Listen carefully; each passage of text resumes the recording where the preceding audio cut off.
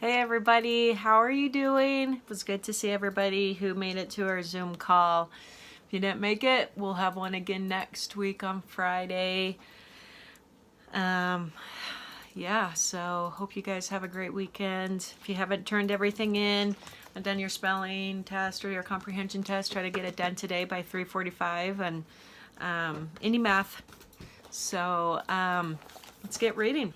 Okay, so remember, dinner's not going so well. The Yarbys don't really like Fudge and Peter. They think they're ill-mannered. And so, okay, let's see what happens. I finally got to bed at 10. Fudge was in his crib slurping away. I thought I'd never fall asleep, but I guess I did. I woke up once when Fudge started babbling.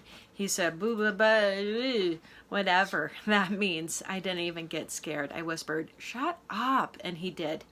Early the next morning, I felt something funny on my arm. At first, I didn't wake up. I just felt this little tickle. I thought it was part of my dream, but then I had the feeling somebody was staring at me, so I opened my eyes. Fudge was standing over me, and Dribble was crawling around on my arm. I guess Fudge could tell I was about ready to kill him because he bent down and kissed me. That's what he does when my mother's angry at him. He thinks nobody can resist him when he makes himself so lovable. And a lot of times it works with my mother, but not with me. I jumped up, put Dribble back inside into his bowl, and smacked Fudge on the backside. Hard. He hollered. My father came running to my room. He was still in his pajamas. He whispered, what's going on here? I pointed at Fudge and he pointed at me. My father picked up my brother and carried him off. Go back to sleep, Peter. He said, it's only 6 o'clock in the morning. I fell asleep for another hour, then woke up at an awful noise. It was Fudge playing with his new train. It woke everybody up, including the Yarbys. But this time there was nobody they could blame. They were the ones who gave Fudge the train in the first place. Breakfast was a very quiet affair. Nobody had much to say. Mr. Yarby drank 2 glasses of Juicio. Then he told my father that he and Mrs. Yarby had their suitcases packed. They were leaving for a hotel as soon as breakfast was over. My father said he understood, that the apartment was too small for so many people. My mother didn't say anything. When Mr. Yarby went into Fudge's bedroom to pick up his suitcase, his voice boomed, Hatcher! My father ran toward the bedroom. My mother and Mrs. Yarby followed him. I followed them. When we got there, we saw Fudge sitting on the Yarby suitcase. He had decorated it with about 100 green stamps, the kind my mother gets at the supermarket. See, Fudge said. See, pretty. He laughed. Nobody else did. Then he licked the last green stamp and stuck it right in the middle of the suitcase. All gone, Fudge sang, holding up his hands. It took my mother half an hour to peel off her trading stamps and clean up the Yarby suitcase. The next week, my father came home from the office and collected all the cans of Juicio in our house. He dumped them into the garbage. My mother felt bad that my father had lost such an important account, but my father told her not to worry. Juicio wasn't selling very well at the stores. Nobody seemed to like the combination of oranges, grapefruits, pineapples, pears, and bananas. You know, Dad, I said, I only drank Juicio to be polite. I really hated it. You know something funny, Peter, my father said? I thought it was pretty bad myself. Okay, so let's see, how many pages are there? Gotta figure out if we can actually finish it. Yeah, we'll finish it. We've got plenty of time. Nothing but time. Okay, I'll read a couple more pages though. Okay, the family dog. Nobody came right out and said that Fudge was the reason my father lost the Juicio account, but I thought about it.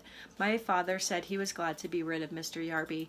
Now he could spend more time on his other clients, like the Toddle Bike Company. My father is in charge of their new TV commercial. I thought maybe he could use me in it since I know how to stand on my head, but he said he wasn't planning on having any headstanders in the commercial. My grandma taught me to stand on my head when I spent the night at her house.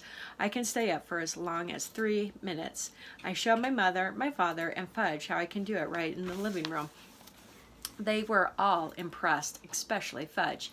He wanted to do it too, so I turned him upside down and tried to teach him, but he always tumbled over backwards.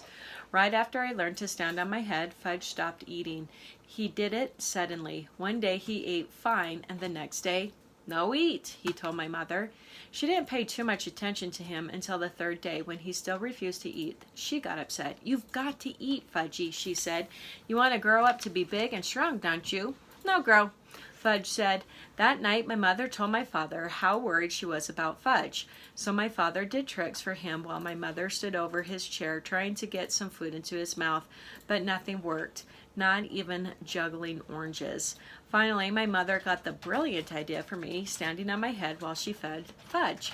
I wasn't very excited about standing on my head in the kitchen.